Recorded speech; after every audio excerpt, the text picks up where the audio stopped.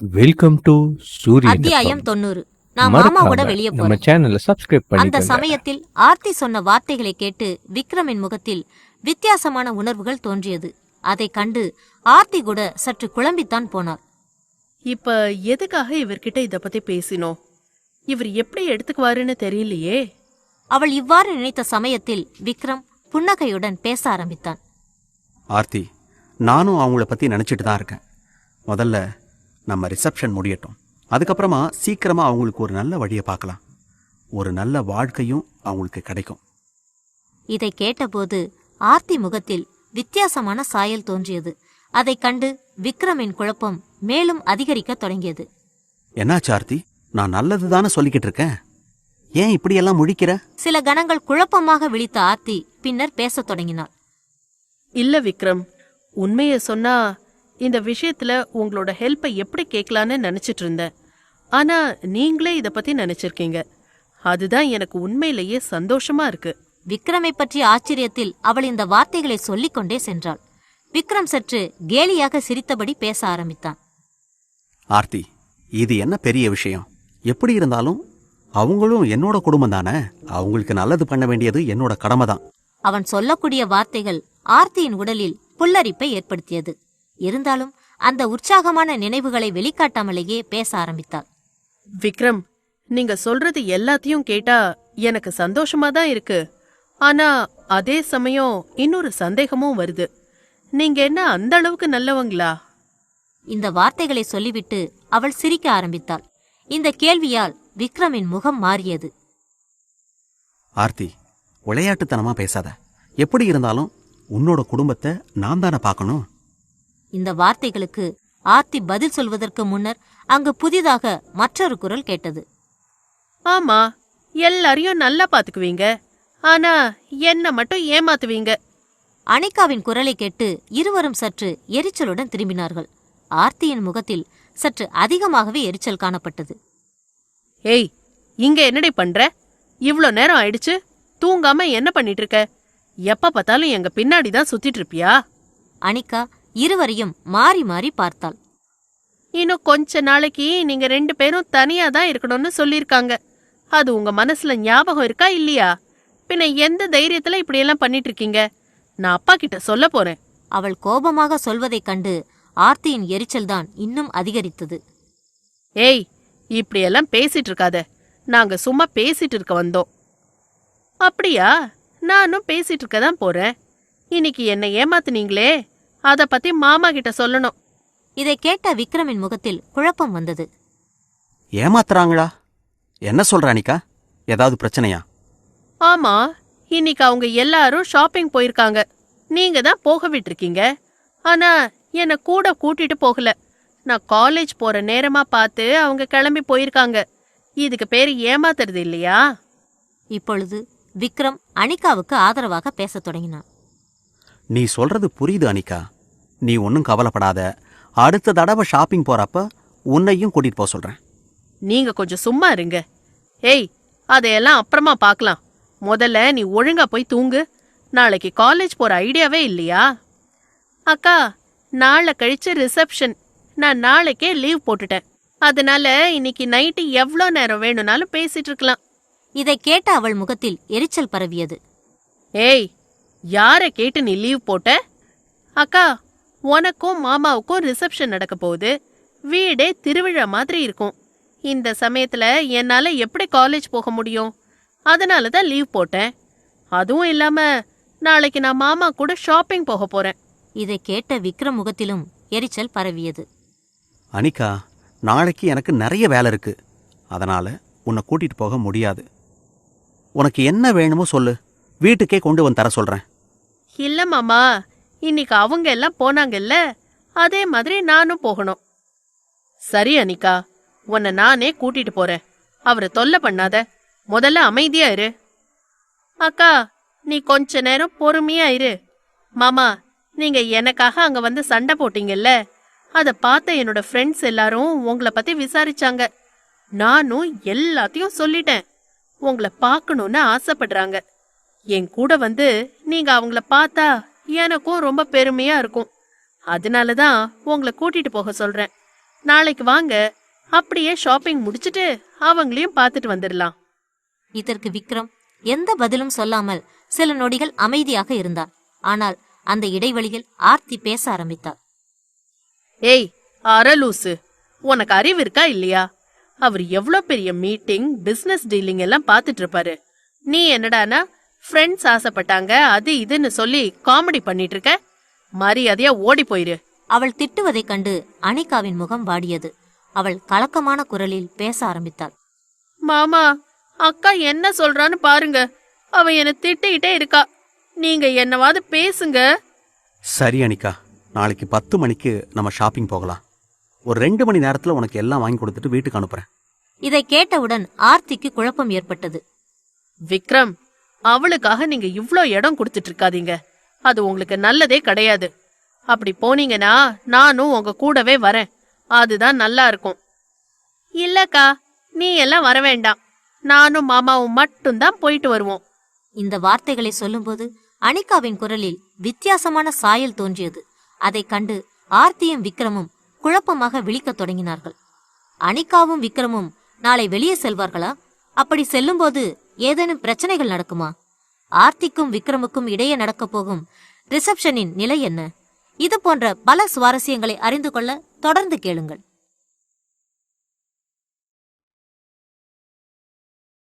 அத்தியாயம் 91. அந்த சமயத்தில் எதற்காக அனிகா இவ்வளவு பிடிவாதமாக பேசுகிறாள் என்பது அங்கிருந்த ஒருவருக்கு கூட புரியவில்லை. ஆர்த்தி முகத்தில் கோபமும் எரிச்சலும் வரத் தொடங்கியது. ஏய், எதுக்காக இப்படியெல்லாம் பண்ணிட்டு இருக்க? அவர் என்னையே இன்னும் வெளியே கூட்டிட்டு போகல. உன்னை எப்படி கூட்டிட்டு போவாரு? தேவையில்லாம இப்படியெல்லாம் பேசி வைக்காத. இன்னைக்கு நீங்க எல்லாரும் என்னை விட்டுட்டு போயிட்டீங்க. அதுக்காக நானும் உங்களை விட்டுட்டு போகணும். என் கூட மாமா தான் வரணும். அப்படி வரலனா நான் மட்டும் தனியா போவேன். அவள் சொல்வதைக் கண்டு விக்ரமின் முகத்தில் எரிச்சல் மண்டியது. அதே சமயம் அனிகாவின் மேல் கோபப்படவும் அவன் விரும்பவில்லை. ஆகவே வெறுப்பாகவே சில வார்த்தைகளை சொன்னான். நாளைக்கு காலையில் ஒரு 2 மணி நேரம் மட்டும் வெளியே போகலாம். உனக்கு வேண்டியது எல்லாத்தையும் நான் வாங்கித்தரேன். அதுக்கு மேலே என்னால் இருக்க முடியாது. இதை நீ புரிஞ்சுக்கணும். விக்ரம், அவதான் விளையாட்டுத்தனமா பேசிட்டு இருக்கானா? நீங்க எதுக்காக இப்படியெல்லாம் பண்றீங்க? அவளை என்கிட்ட விடுங்க, நான் கவனிச்சுக்கிறேன். ஆர்த்தி என்னதான் கோபப்பட்டாலும் அதற்கு மேல் அவளது பேச்சை அனிகாவோ விக்ரமோ கேட்கவில்லை. நாளை வெளியே செல்வது என்று முடிவெடுத்துக் கொண்டார்கள். இதே நேரத்தில் நித்யா சங்கருடன் பேசி முடித்திருந்தாள். அப்பொழுது அவள் மனதில் இனம் புரியாத அமைதியும் தெளிவும் ஏற்படத் தொடங்கியது. என்ன நடந்தா என்ன? யார் என்ன கண்டுக்காம போனாலும் எனக்கு எந்த பிரச்சனையும் இல்ல. எனக்காக சங்கர் இருக்காரு. இப்போ நான் திரும்பி போனா கூட என்னை ஏத்துக்குவாரு. அதுவே எனக்கு போதும். இந்த ரிசப்ஷன் முடிஞ்சதுக்கு அப்புறம் பேசி முடிச்சிட்டு கிளம்பிட வேண்டியதுதான்.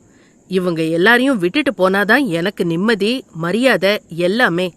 இந்த எண்ணத்தில் அவள் அமைதியாக உறங்கினாள். மற்றவர்களும் அதுபோலவே உறங்கிக் கொண்டிருந்தார்கள்.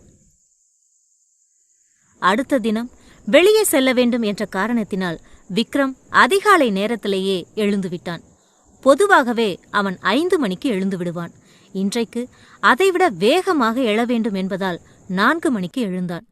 எழுந்தவுடன் வேகமாக கிளம்பியவன் தனது ஆபீஸ் ரூமை நோக்கி சென்றான். வீட்டிலேயே அலுவலக வேலைகளை கவனிப்பதற்காக ஒரு அறையை ஏற்பாடு செய்து வைத்திருப்பார்கள். அந்த அறையை நோக்கி நடந்து செல்லும்போது அருகே தாத்தாவின் அறையில் ஏதோ சத்தம் கேட்பதை விக்ரம் உணர்ந்தான். நான் பண்ணது பெரிய தப்பு தான். அதுக்கு எப்பவுமே மன்னிப்பு கிடையாது. காலம் மொத்தமும் நான் அழுதுகிட்டே இருக்க வேண்டியதுதான். என்னோட வாழ்க்கையே இப்படித்தான் போகும். என்னாச்சு தாத்தாவுக்கு? எதுக்காக காலையிலே இப்படி உளறிட்டு இருக்காரு? ஏதாவது பிரச்சனையா?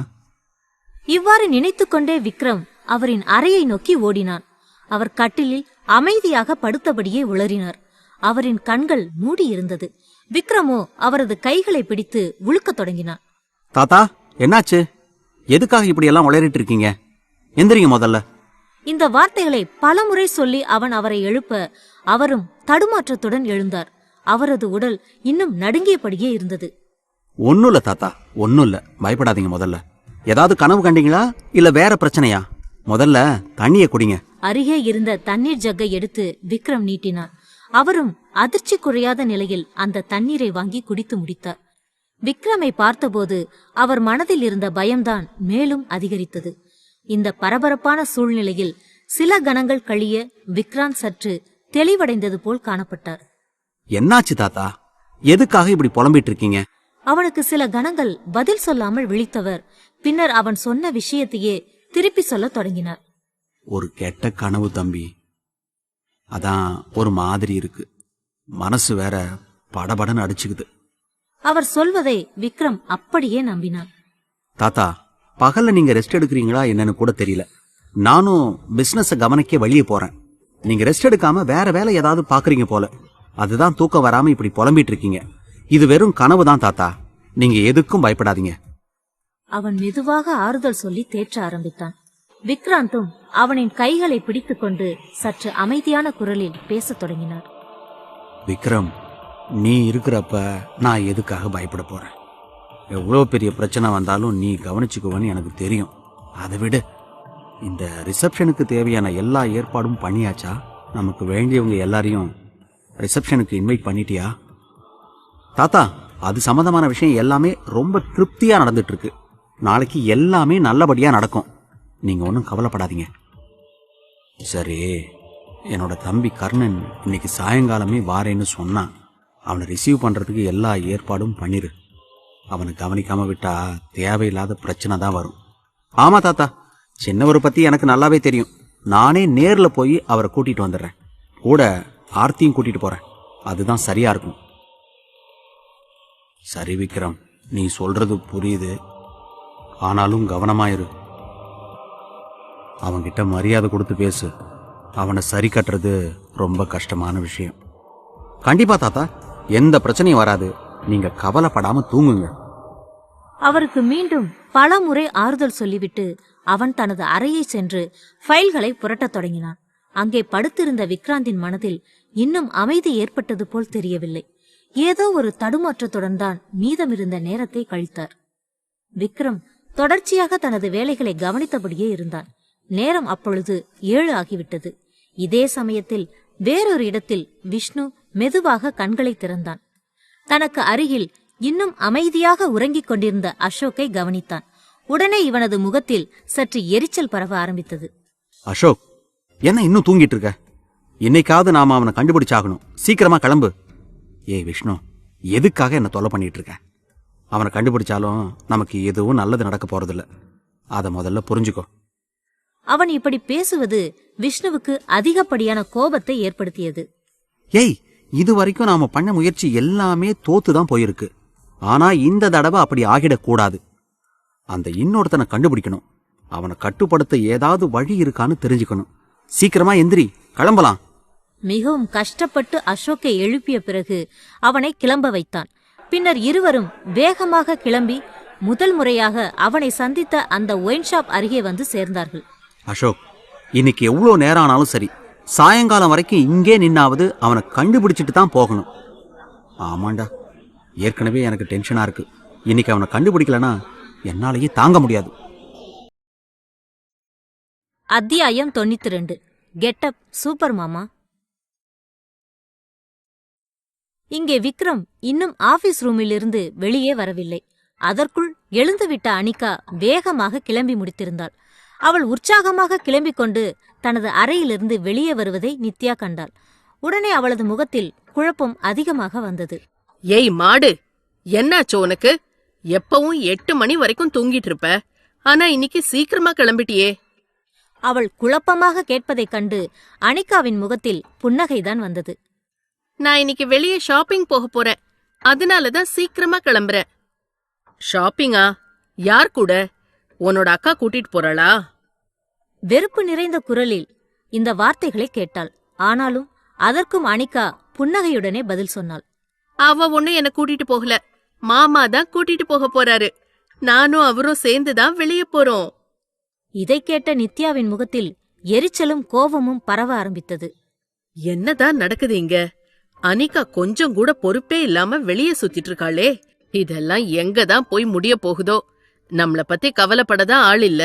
அத தவிர மத்த விஷயம் எல்லாம் நல்லாதான் நடக்குது. இவ்வாறு நினைத்து கொண்டே எந்த பதிலும் சொல்லாமல் அமைதியாக இருந்தாள். அனிகாவின் முகத்தை கோபமாக பார்த்தாள்.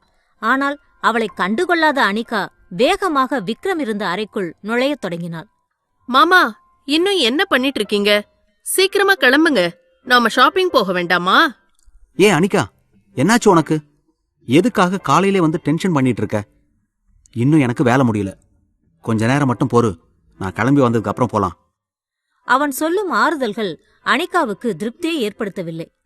மாமா, நீங்க என்னவோ என்னை ஏமாத்ததான் இப்படியெல்லாம் பண்ணிட்டு இருக்கீங்க. கூட்டு போக முடியாதுன்னா முடியாதுன்னு சொல்லுங்க. இந்த மாதிரி நம்ப வச்சு எல்லாம் ஏமாத்தாதீங்க பிளீஸ். அந்த சமயத்தில் ஆர்த்தியும் உள்ளே நுழைந்தாள். அவளை கண்டவுடன் அனிகா முகத்தில் சற்று பயம் வரத் தொடங்கியது. நான் வீடு மொத்தமும் தேடிட்டு இருக்கேன், எங்கேயும் காணோம். இங்கதான் வந்திருப்பியோன்னு நினைச்சுக்கிட்டே வந்தேன். சரியா இங்கதான் இருக்க. உனக்கெல்லாம் வெக்கமாவே இல்லையா? ஷாப்பிங்னு சொன்னது இப்படி அலைஞ்சிட்டு இருக்கதானா? அக்கா, இப்படி எல்லாம் பேசாத. நீ என்ன கூட்டிட்டு போகல, மாமா தான் கூட்டிட்டு போறேன்னு சொல்றாரு. நானும் கூட போக போறேன். இதுல உனக்கு என்ன பிரச்சனை? அவள் சொல்வதைக் கண்டு ஆர்த்தி எந்த பதிலும் சொல்லாமல் அமைதியாக இருந்தாள். இருவரும் சண்டை போடுவதைக் கண்டு விக்ரம் சற்று எரிச்சலாக விழித்தான். பின்னர் இருவரையும் பார்த்து பேச ஆரம்பித்தான். 2 பேரும் கொஞ்சம் வெளியே போங்க, போய் சாப்பிடுங்க. நான் குளிச்சிட்டு கிளம்பி வரேன். அவர்கள் இருவரும் வெளியே சென்று டைனிங் டேபிளில் அமர்ந்து சாப்பிட ஆரம்பித்தார்கள். அனிகா, அங்க போய் ஏதாவது பிரச்சனை பண்ணிட்டு இருக்காத. சீக்கிரமா ஷாப்பிங் முடிச்சிட்டு வந்துரு. அதையெல்லாம் எங்களுக்கு தெரியும். நீ இப்ப இன்னும் கொஞ்சம் இட்லி வை. அனிகா தட்டை ஆர்த்தியை பார்த்து நீட்டினாள். அவளும் சில உணவுகளை வைக்க ஆர்வமாக வாங்கி சாப்பிட ஆரம்பித்தாள். இருவரும் பல விஷயங்களை பற்றி பேசிக்கொண்டே சாப்பிட்டார்கள். அதை தூரமாக இருந்து நித்யா பார்த்து கொண்டிருந்தாள். வழக்கம் போல அவளது வயிற்றில் புகை வரத் தொடங்கியது. கொஞ்சம் விட்டா இதுங்க 2மே அவனை கல்யாணம் பண்ணிட்டு இங்கேயே செட்டில் ஆயிடுவாங்க போல. இதையெல்லாம் பார்த்துட்டு நம்ம அப்பாவும் அம்மாவும் எப்படிதான் சும்மா இருக்காங்களோ. விக்ரம் மற்றும் அனிகாவின் உறவு முறையை குறித்து மிகவும் மோசமான எண்ணங்கள் அவள் மனதில் வந்து செல்லத் தொடங்கியது. அவர்கள் இருவரும் சாப்பிட்டுக் கொண்டிருக்கும் போதே அந்த இடத்திற்கு யாரோ புதிதாக வருவது போல் தோன்ற வேகமாக திரும்பி பார்த்தார்கள். பார்த்தவுடனே அவர்கள் இருவருக்குமே பெரும் அதிர்ச்சி ஏற்பட்டது. அங்கே இருந்தது விக்ரம் தான். ஆனால் அவனது தோற்றமோ முற்றிலுமாக மாறியிருந்தது. விக்ரம் எப்பொழுதும் கோட் சூட் தான் அணிவான்.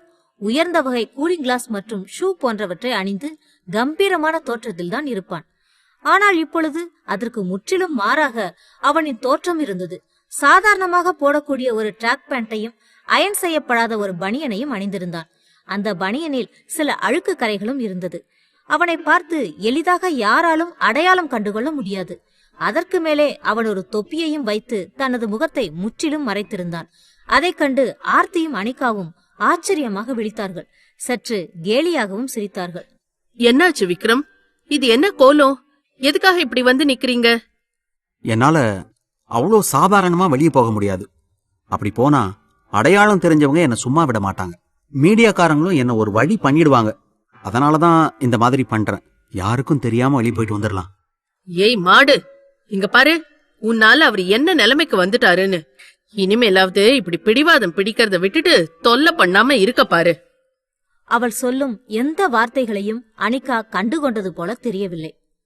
மாமா, உங்களுக்கு இந்த கெட்டப் ரொம்ப சூப்பரா இருக்கு. சாதாரணமா யாராலையும் அடையாளம் கண்டுபிடிக்க முடியாது. வாங்க மாமா, சாப்பிடுங்க. நம்ம சீக்கிரமா கிளம்பலாம். அடுத்த சில நிமிடங்களில் அவர்கள் இருவரும் வேகமாக வெளியே கிளம்பி சென்றார்கள். ஆர்த்தியும் அரைகுறை மனதுடன் அவர்களை வெளியே அனுப்பி வைத்தாள். விக்ரம் தனது காரை எடுக்காமல் அங்கிருந்து பழைய பைக் ஒன்றை கிளப்பியபடி சென்றான். அதில் உற்சாகமாக அமர்ந்து கொண்டு அனிகாவும் தனது பயணத்தை தொடர்ந்தாள். அதைக் கண்டு ஆர்த்திக்கும் சற்று பொறாமை வரத்தான் செய்தது. அவர் என்ன கூட இப்படி கூட்டிட்டு போனதில்ல. இவ தான் அநியாயம் பண்ணிட்டு இருக்கா. இன்னைக்கு வரட்டும், அவளை ஒரு வழி பண்றேன். அனிகாவும் விக்ரமும் உற்சாகமாக பைக்கில் சென்றபடி இருந்தார்கள். அந்த சமயத்தில் விக்ரம் சில வார்த்தைகளை பேச ஆரம்பித்தான். ஏய் அனிகா, உனக்கு என்னதான் வாங்கணும்? நான் உன்னை எந்த கடைக்கு கூட்டிட்டு போக? மாமா, ஏதாவது ஒரு நல்ல மாலுக்கு கூட்டிட்டு போங்க. அங்க எனக்கு தேவையானது எல்லாத்தையுமே நான் வாங்கிக்கிறேன். இதுவும் நல்ல ஐடியா தான். நம்மளோட மாலுக்கு போக முடியாது. அங்க போனா என்ன அடையாளம் பாத்துக்குவாங்க. அதனால வேற ஏதாவது பிரச்சனை வரும். பக்கத்துல இன்னொரு மால் இருக்கு, நம்ம நேரா அங்க போயிடலாம். வேகமாக வண்டியை அந்த மாலை நோக்கி திருப்ப ஆரம்பித்தான். இந்த சமயத்தில் அங்கு காத்திருந்த விஷ்ணு மற்றும் அசோக்கின் முகத்தில் எரிச்சல் தான் வந்தது. அத்தியாயம் 93. எல்லா இடத்துலயும் அவன்தான். நீண்ட நேரமாக காத்திருந்தும் விஷ்ணு மற்றும் அசோக்குக்கு நம்பிக்கை அளிக்கும் விதத்தில் எந்த விஷயமும் நடைபெறவில்லை. ஆகவே அசோக் எரிச்சலாக பேச ஆரம்பித்தான். விஷ்ணு, என்ன நினைச்சு நீ இப்படிதான் பண்ணிட்டு இருக்க? இங்கேயே நின்னா அவன் நமக்கு கிடைச்சிருவானா? இதுக்கு வேற வழி ஏதாவது இருக்கான்னு யோசி. அசோக், நான் சொல்றது உனக்கு புரியுதா இல்லையா? நாம வேற வழியில போகணும்னா இந்த பார் ஓனர் இல்லனா இங்க வேலை செய்யற பசங்களுக்கு காசு தான் கொடுக்கணும். அப்படி கொடுத்தாதான் அவங்க வாயை திறந்து ஏதாவது சொல்லுவாங்க. அவன் சொல்வதைக் கண்டு அசோக்குக்கு சில விஷயங்கள் புரிந்தது. ஆகவே எதுவும் பேசாமல் அமைதியாக இருந்தான். விஷ்ணு தொடர்ந்து பேசினான். நம்ம கிட்ட அந்த அளவுக்கு பணமும் கிடையாது. அதனால இங்கேயே வெயிட் பண்ணிட்டு இருக்க வேண்டியதுதான். அதை தவிர வேற வழியே இல்லை. இந்த பதிலால் அசோக்கின் முகத்தில் மேலும் வாட்டம் தெரிந்தது. நீ சொல்றதும் சரிதான். ஆனா இன்னைக்கு மொத்தம் இங்கேயே தான் இருக்கணுமா? அவனை கண்டுபிடிக்க வேற வழியே இல்லையா? கொஞ்சம் பொறு. எப்படியும் அந்த பார்ல வேலை செய்யறவங்க யாராவது வெளியே வருவாங்க. அவங்க கிட்ட பேச்சு கொடுத்து பார்க்கலாம். இல்லனா நாம தேடுற ஆளே பாருக்கு வந்துருவான். அப்புறம் நமக்கு எந்த பிரச்சனையும் இருக்காது. அந்த இடத்தில் ஒவ்வொரு கணமும் கூட்டம் அதிகரித்தபடிதான் இருந்தது. அது இவர்களின் எரிச்சலை மேலும் அதிகரித்தது. அந்த மாலுக்கு பலர் வந்தபடிதான் இருந்தார்கள். அந்த சமயத்தில் திடீரென அசோக்கின் முகத்தில் மின்னல் அடித்தது. விஷ்ணு, அங்க பாருடா, நாம தேடிட்டு இருந்தவன் வந்துட்டான் போல. வேகமாக அவன் காட்டிய திசையில் பார்க்க அந்த பாருக்கு அடுத்த சந்தில் இருந்து ஒரு உருவம் வெளிப்பட்டது. அன்று பார்த்ததை விட இன்று அவனை தெளிவாக இருவரும் பார்த்தார்கள். உடனே இதுவரை அசோக் மனதில் இருந்த குழப்பமும் தயக்கமும் இருந்த இடம் தெரியாமல் மறைந்து போனது. அப்படியே அவன் நம்ம விக்ரம் மாதிரி தான் இருக்கான். இவனை மட்டும் நாம சரி கட்டிட்டா நம்ம பிளான் எல்லாமே நல்லபடியா நடக்கும். நாமளும் மறுபடியும் பழைய இடத்த பிடிச்சிடலாம். அதுக்காகத்தானே நம்ம இவ்வளவு கஷ்டப்பட்டுட்டு இருக்கோம். வா, அவங்ககிட்ட ஏதாவது பேச்சு கொடுத்து பார்க்கலாம். ஈஸியா நம்ம வழிக்கு கொண்டு வந்துடலாம்னு நினைக்கிறேன்.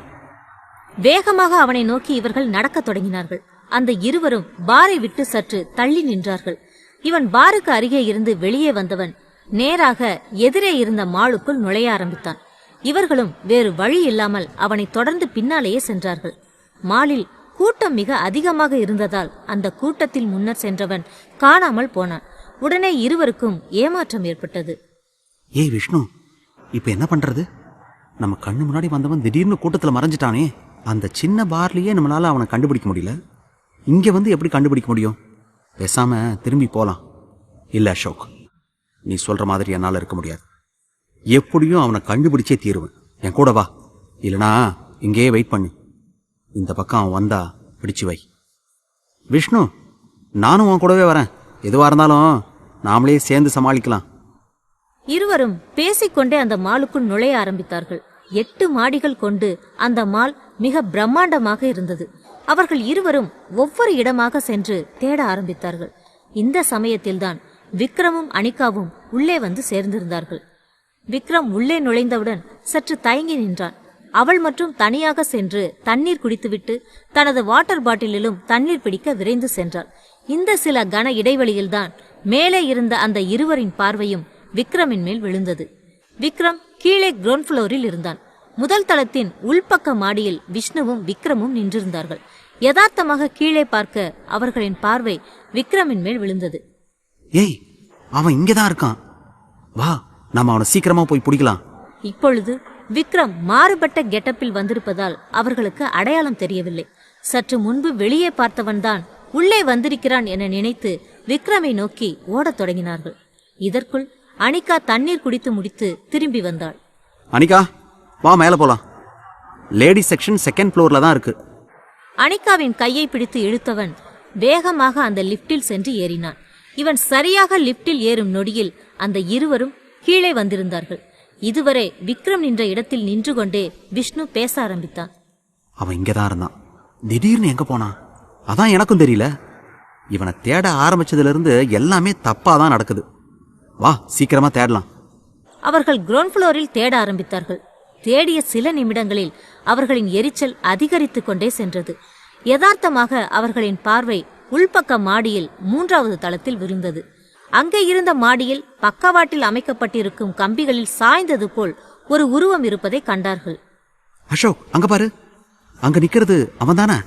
வா, சீக்கிரமா அங்க போய் பிடிக்கலாம். அவர்கள் இருவரும் வேகமாக சென்று லிப்டில் ஏற ஆரம்பித்தார்கள். அவர்களின் பயணம் 3வது மாடியை நோக்கி சென்றது. அந்த லிப்ட் கண்ணாடி குடுவை போன்ற அமைப்புக்கு உள்ளே அமைக்கப்பட்டிருக்கும் லிப்ட்.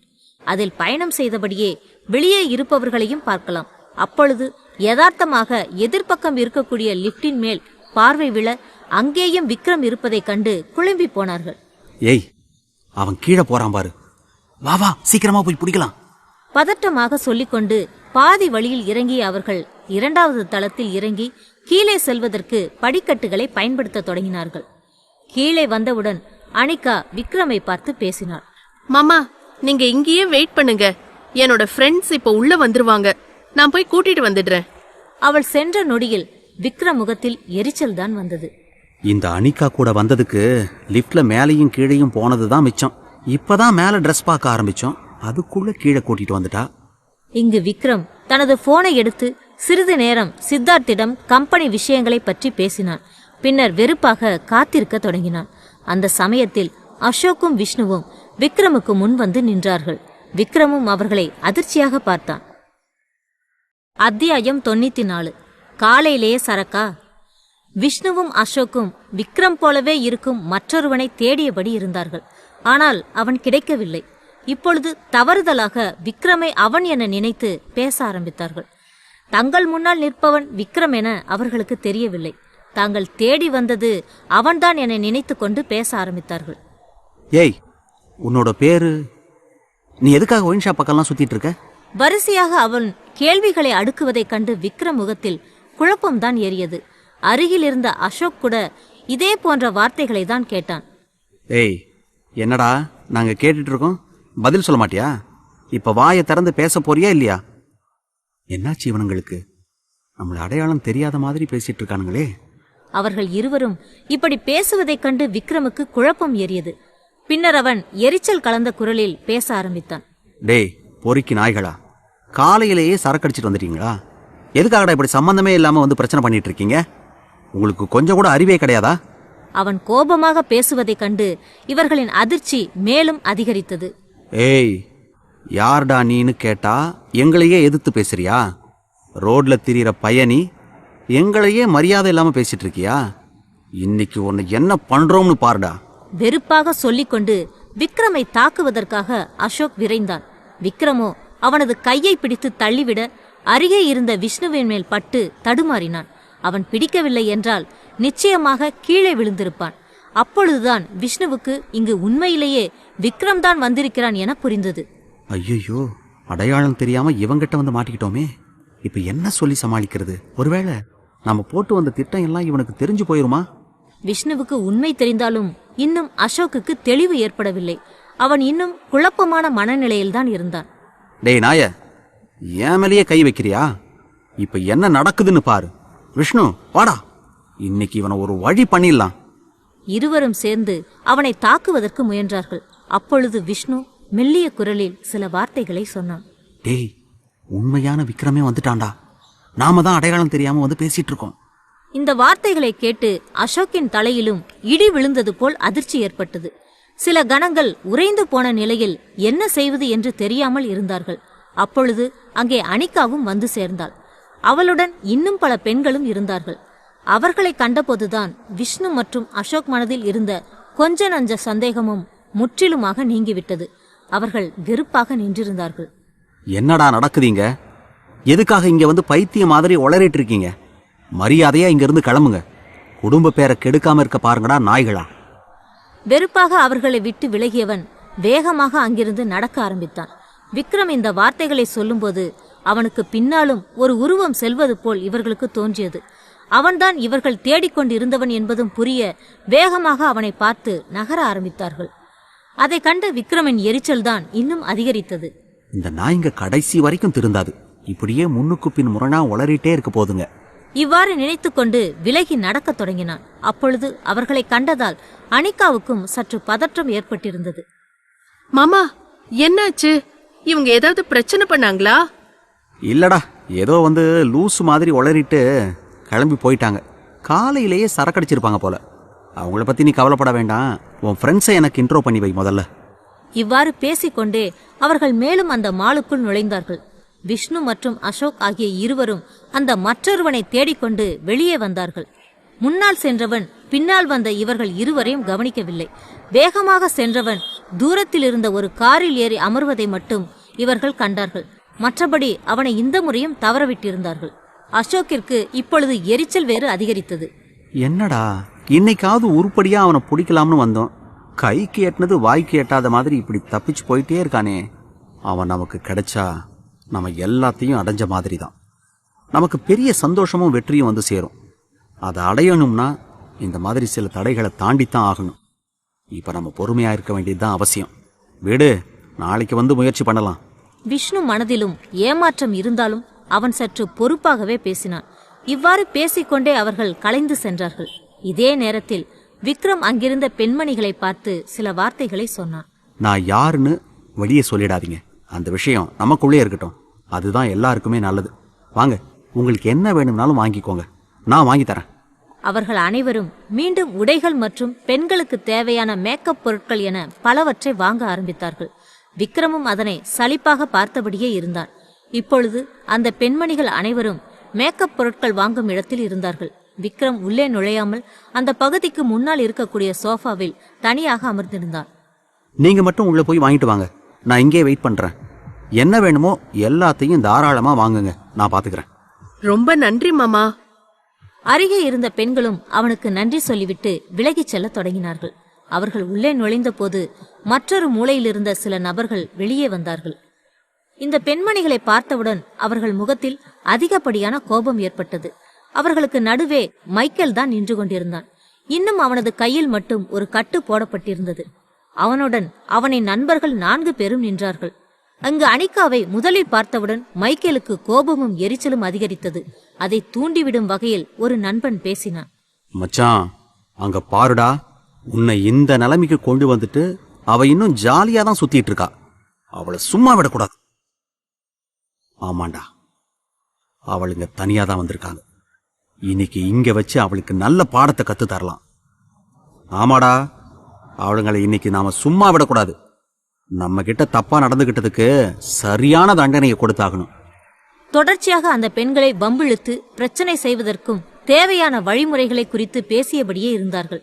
ஒவ்வொரு கணமும் அவர்களின் எரிச்சல் அதிகரித்து கொண்டுதான் சென்றது. கோபமும் எரிச்சலும் கலந்த முகத்தில் இருந்த அனிகாவையும் அவளுடைய தோழிகளையும் பார்த்தபடியே அந்த நபர்கள் நின்றிருந்தார்கள்.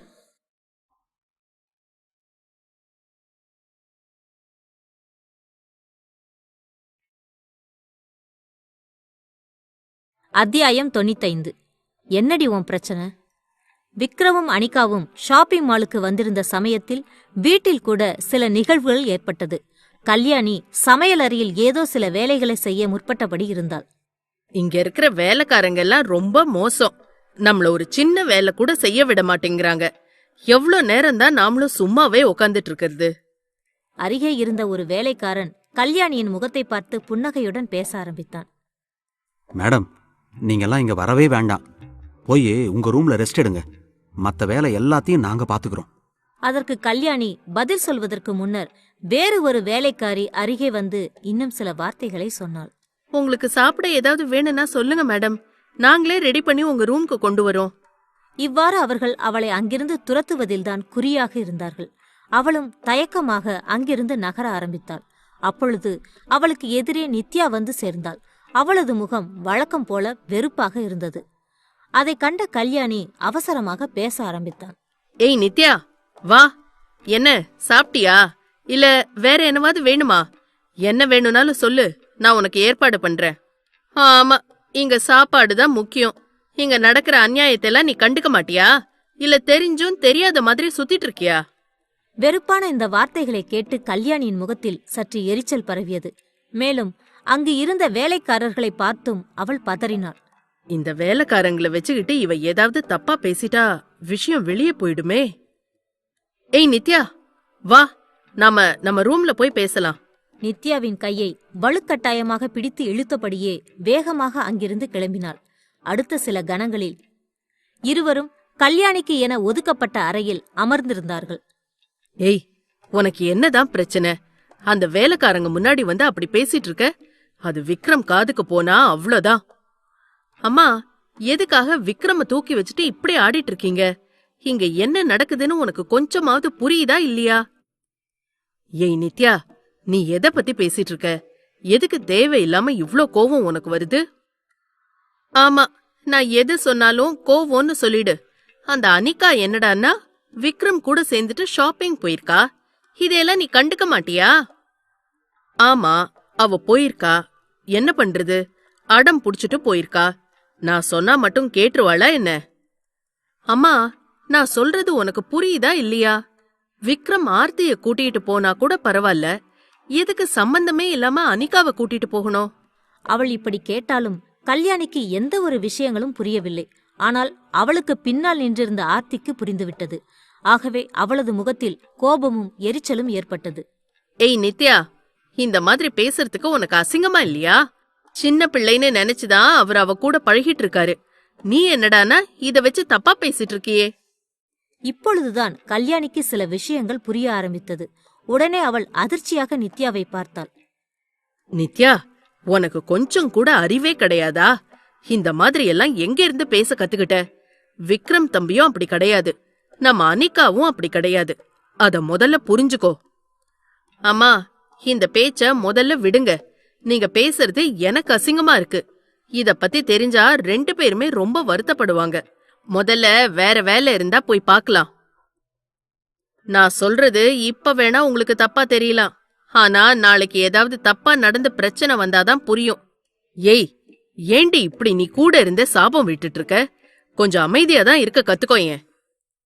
ஆமா, நான் கூட இருக்கிறது தான் உங்க எல்லாருக்குமே பிரச்சனை, அப்படிதானே? ஆனா இனிமே அந்த பிரச்சனை இருக்காது.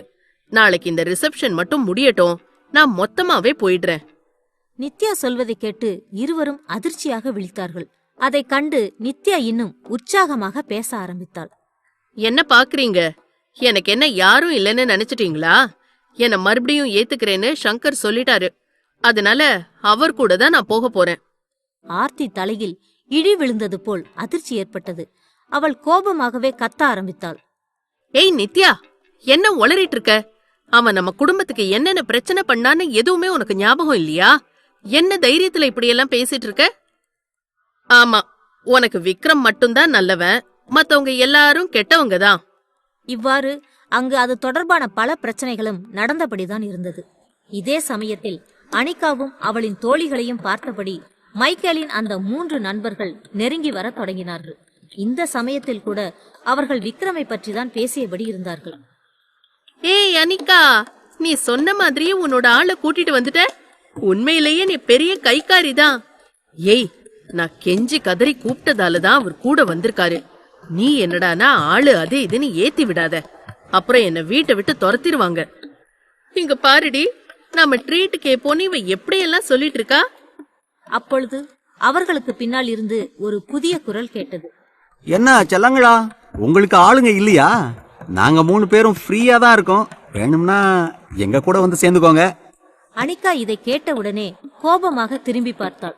அங்கே இருந்தவர்களை கண்டவுடன் அவர்களது முகத்தில் எரிச்சலும் கோபமும் அதிகமாக பரவ ஆரம்பித்தது. அவர்கள் மைக்கேலின் நண்பர்கள்தான் என்பது புரிந்து போக அனிகா கோபமாக பேச ஆரம்பித்தாள். டேய், உங்களுக்கு வேற வேலையே இல்லையா? எதுக்காக பின்னாடியே வந்து தொல்லை பண்ணிட்டு இருக்கீங்க? மரியாதையா வழிய விட்டு போங்கடா. அனிகாவும் அவளின் தோழிகளும் வேறு திசையில் திரும்பி நடக்க ஆரம்பித்தார்கள். அப்பொழுது எதிர் திசையில் இருந்து மைக்கேல் நடந்து வந்தான். 2 திசைகளில் இருந்தும் பிரச்சனைகள் வந்ததால் எந்த பக்கம் செல்வது என்று தெரியாமல் அவர்கள் விழிக்க ஆரம்பித்தார்கள். என்னடி, உன்னால நான் இவ்வளோ அடிபட்டு கிடக்கேன், நீ என்னடானா கண்டுக்காம போயிட்டு இருக்க? இன்னைக்கு நீ என்ன ஆக போறேன்னு மட்டும் பாரு. டேய் மச்சான், அவளை இழுத்துட்டு போடா. அருகில் இருந்த நண்பனும் அனிகாவின் தோள்பட்டையில் கையை வைக்க விரைந்து வந்தான். இவளோ பதட்டமாக அங்கிருந்து விலகி ஓடுவதற்கு முயற்சி செய்தபடி இருந்தாள்.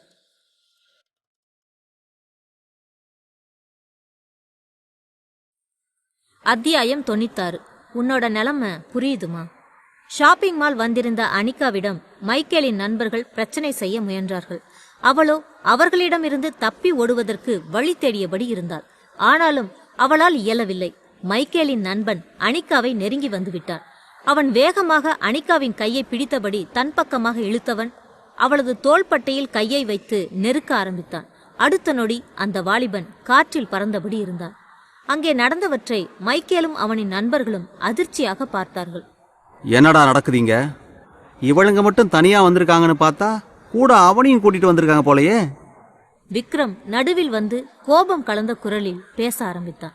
என்னடா, ஏற்கனவே வாங்கின அடி உனக்கு பத்தலையா? அதான் மறுபடியும் அடி வாங்க வந்துட்டியா? கேலியாக கேட்டுவிட்டு சிரிக்க ஆரம்பித்தான். மேலும் மைக்கேலின் கையில் இருக்கும் காயத்தையும் சுட்டிக்காட்டினான். இது மைக்கேலுக்கு அவமானத்தை ஏற்படுத்தியது. என்னடா, அன்னைக்கு ஒரு நாள் என்ன அடிச்சிட்டா நீ பெரிய இவன்னு நினைப்பா? இன்னைக்கு என்ன நடக்குதுன்னு மட்டும் பாரு. இவ்வாறு சொல்லிவிட்டு அவன் கைகளை தட்ட சுற்றி இருந்த நண்பர்கள் விக்ரம் மேல் பாய்ந்து சண்டையிடத் தொடங்கினார்கள். விக்ரமோ அதனை பற்றி துளி அளவு கூட கவலைப்படவில்லை. அவளின் மனமும் வேறு எண்ணங்களை சிந்தித்தபடி இருந்தது. இங்க ஏதாவது பிரச்சனை நடந்தா டிவி மீடியான்னு பரவும். அப்போ நம்மளோட உண்மையான அடையாளத்தை கண்டுபிடிச்சிருவாங்களே. இப்ப என்ன பண்றது? இவன் நினைத்தாலும் தன்னை நெருங்கி வந்தவர்களை அவன் அடிப்பதற்கு தயங்கவில்லை. ஒருவனின் கையை பிடித்து சுழற்றி மற்றவன் மேல் தள்ளிவிட இருவரும் தடுமாறி விழுந்தார்கள். முதலில் அடி வாங்கி காற்றில் பறந்து விழுந்தவன் வேகமாக தனது போனை எடுத்து மைக்கேலின் அப்பா லாரன்ஸுக்கு அழைக்கத் தொடங்கினான். அவரும் சில கணங்களில் எடுத்து பேச ஆரம்பித்தார். என்னடா, இப்ப எதுக்காக போன் பண்ணிருக்க? மைக்கேல் ரெஸ்ட் எடுத்துட்டு இருக்கானா? இல்லப்பா, இங்க ஒரு பிரச்சனை நடந்துருச்சு.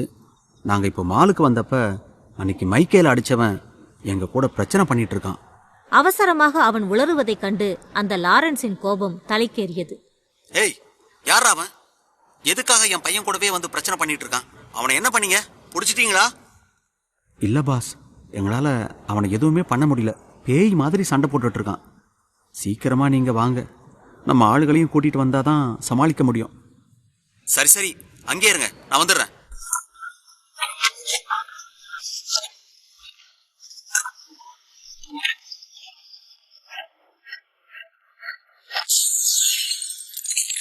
அங்கே சண்டை தொடர்ச்சியாக சில நிமிடங்கள் நடந்தது. மைக்கேலின் நண்பர்களை அடித்து போட்ட விக்ரம் வேகமாக மைக்கேலை நோக்கி நெருங்கி வந்தான். அவன் மனதிற்குள் பயம் இருந்தாலும் அதை வெளிக்காட்டாமல் பேச ஆரம்பித்தான். ஏய், அடிக்காத. நான் ஒன்னும் சாதாரண ஆள் கிடையாது. எங்க அப்பா ஒரு மினிஸ்டர். என் மேல கை வச்சுட்டு நீ தப்பிச்சு போகவே முடியாது. அவன் கெஞ்சுவதைக் கண்டு விக்ரமின் முகத்தில் இருந்த புன்னகைதான் மேலும் அதிகரித்தது. ஏண்டா நாய, இந்த அளவுக்கு உனக்கு அறிவு இருந்தா பொண்ணுங்க கிட்ட மரியாதையா நடந்துக்கணும். உன்னோட இன்னொரு கையையும் உடைச்சு விட்டாதான் நீ திருந்துவ போல. கட்டு போட்டிருந்த கையை மடக்கி வைத்தபடி மற்றொரு கையால் ஓங்கி விக்ரமின் முகத்தில் ஒரு குத்துவிட முயன்றான்.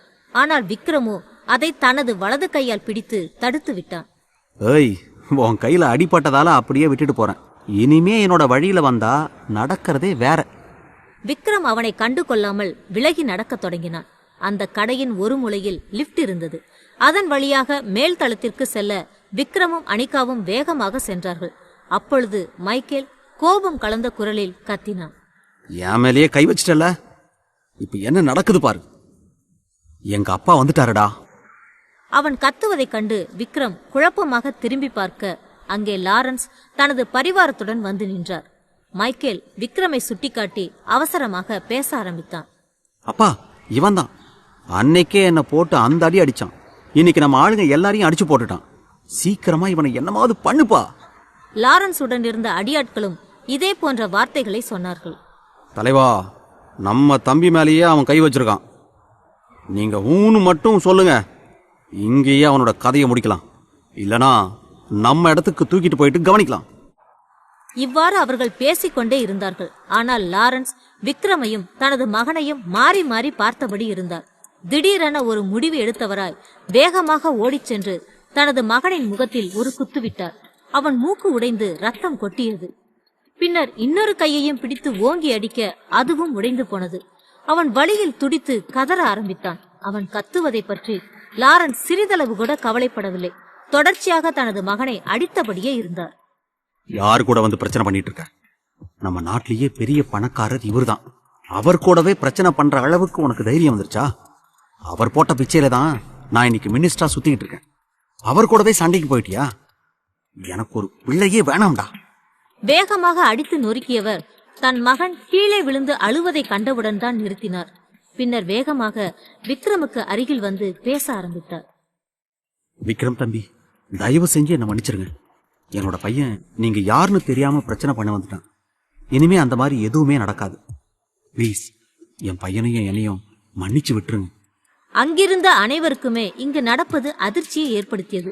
அந்த கடையில் வேலை செய்த சில நபர்கள் கூட நடப்பதை அதிர்ச்சியாக பார்த்தபடிதான் இருந்தார்கள். விக்ரமோ அந்த லாரன்ஸை பார்த்து கடுமையான குரலில் பேச ஆரம்பித்தான்.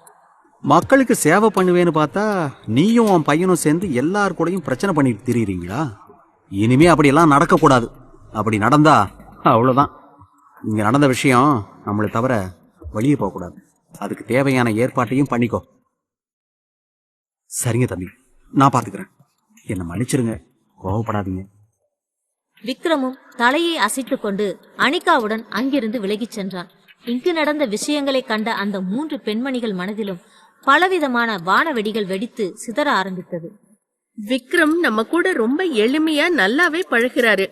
ஆனா அவரோட உண்மையான உயரமும் செல்வாக்கும் ரொம்ப அதிகம்தான். இவ்வாறு நினைத்து கொண்டே விக்ரமின் கைகளை பிடித்தாள். விக்ரமும் தலையை அசைத்தபடியே அவளின் கைகளை பிடித்துக் கொண்டு நடக்க ஆரம்பித்தான். அதனை கண்டு நிஷாவும் ஆலியாவும் சிரித்துக் கொண்டார்கள். அனிகாவின் முகத்தில் புன்னகையும் வெட்கமும் வரத் தொடங்கியது.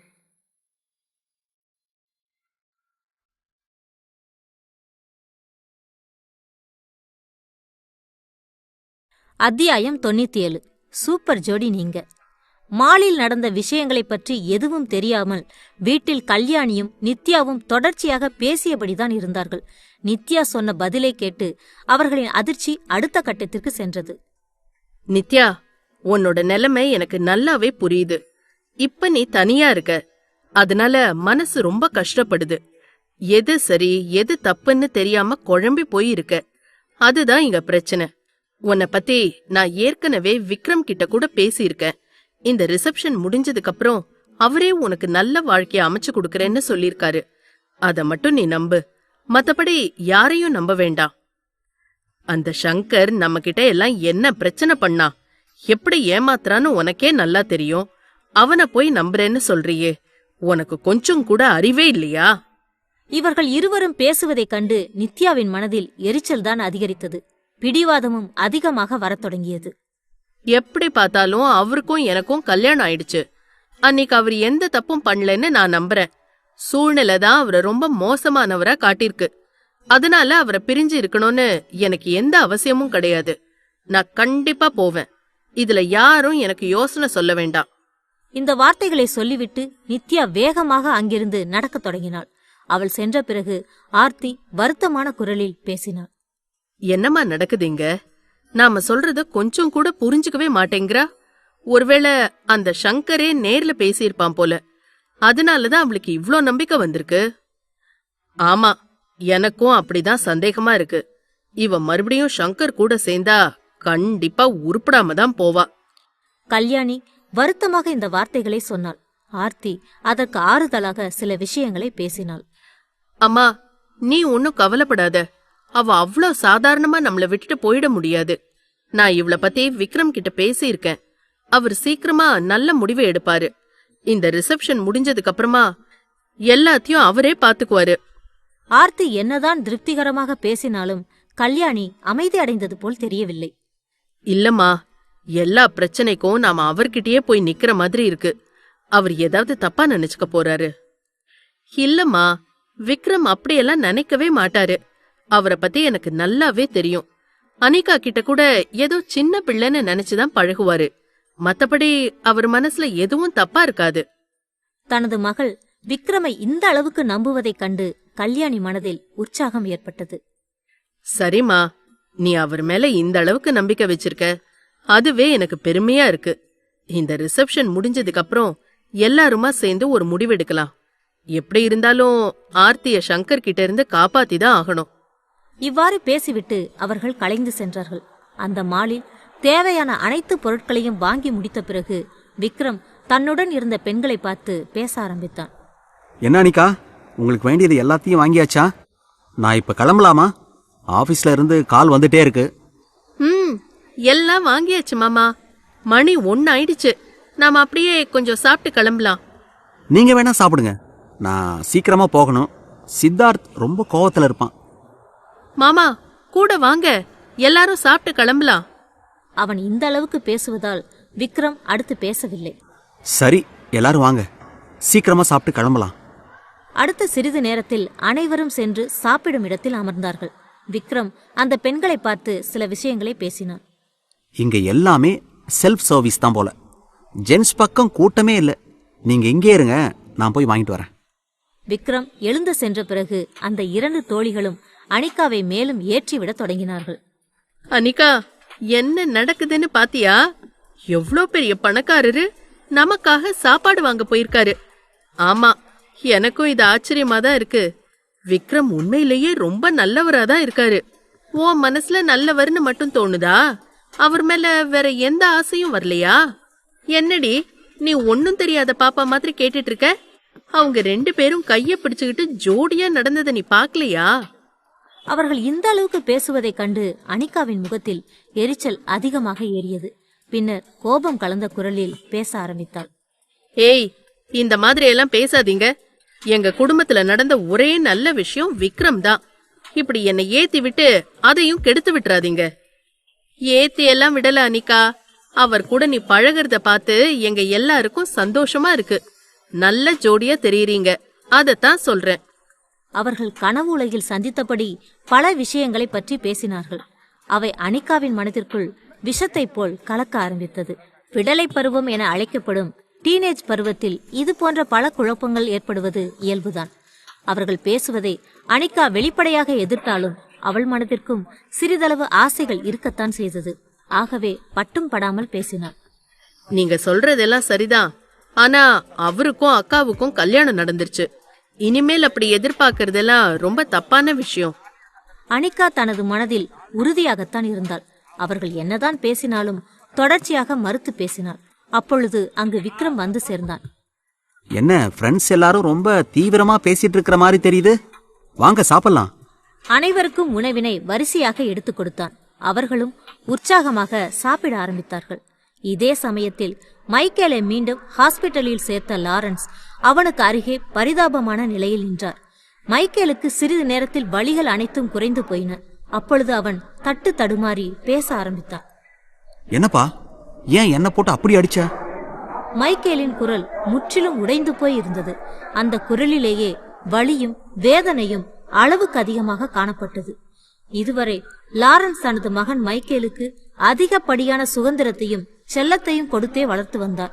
அவர் தன்னை இப்படி மூர்க்கத்தனமாக அடிப்பார் என அவன் ஒரு சமயத்திலும் நினைத்து கூட பார்த்தது கிடையாது.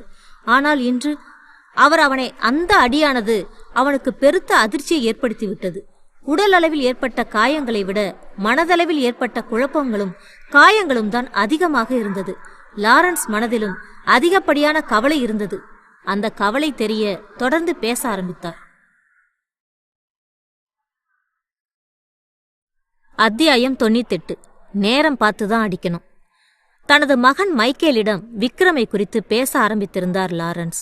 அப்பொழுது அவன் குரலில் அதிகப்படியான பயமும் பதட்டமும் தெரிந்தது.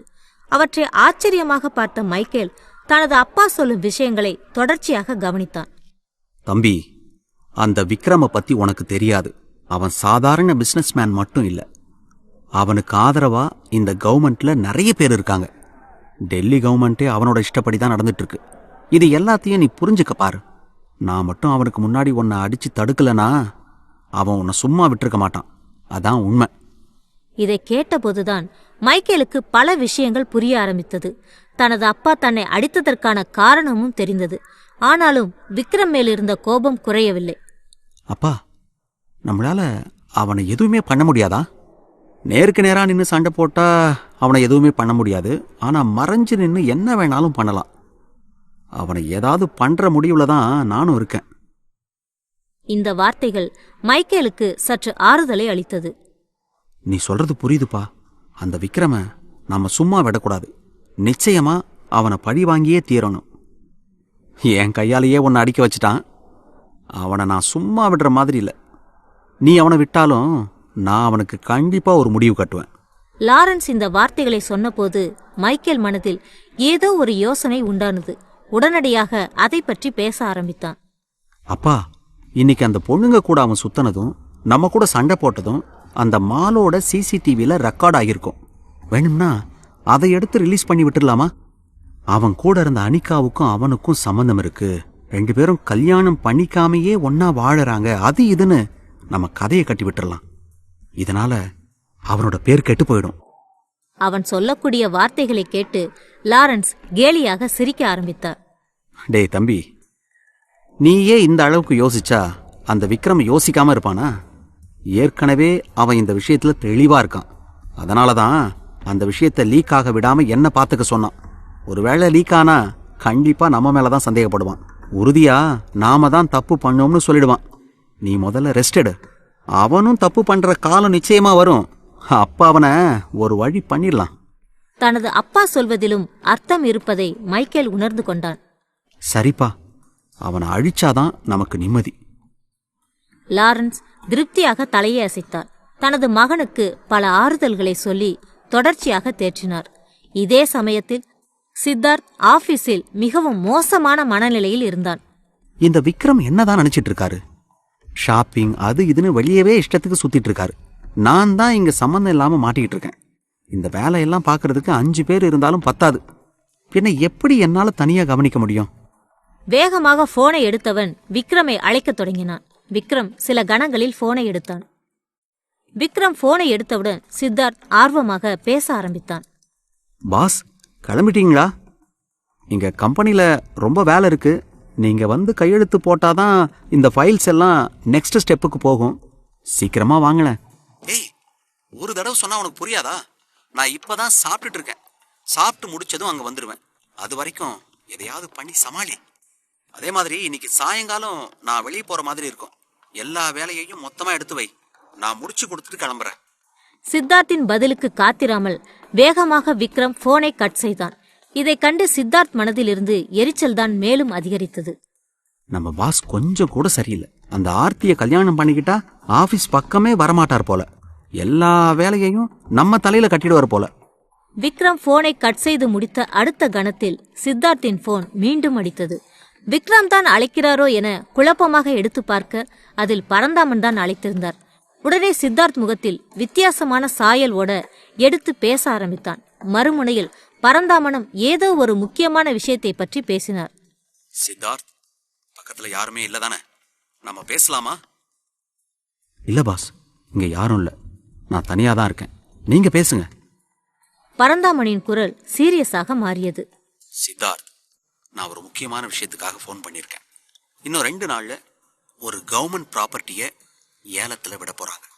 மொத்தமா 400 ஏக்கர் லேண்ட். அது சிட்டியை விட்டு கொஞ்சம் தள்ளி இருந்தாலும் அதோட மதிப்பு கோடி கணக்கில் இருக்கும்.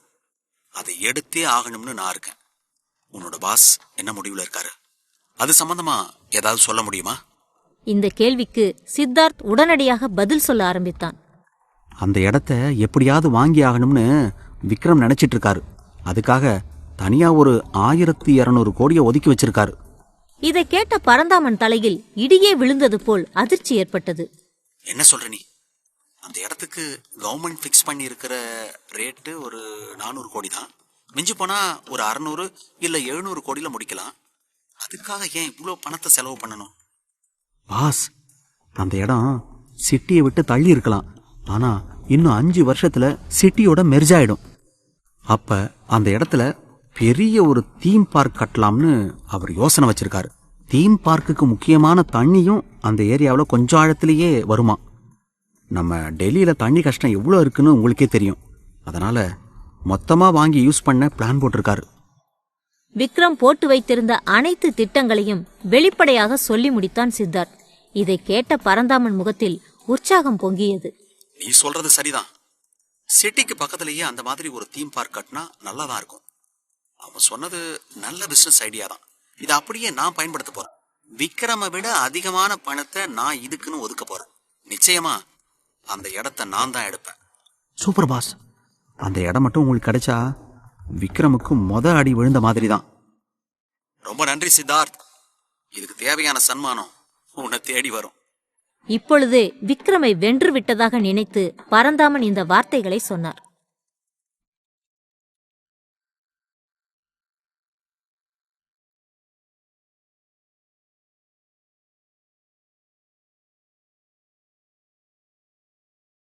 அத்தியாயம் 99.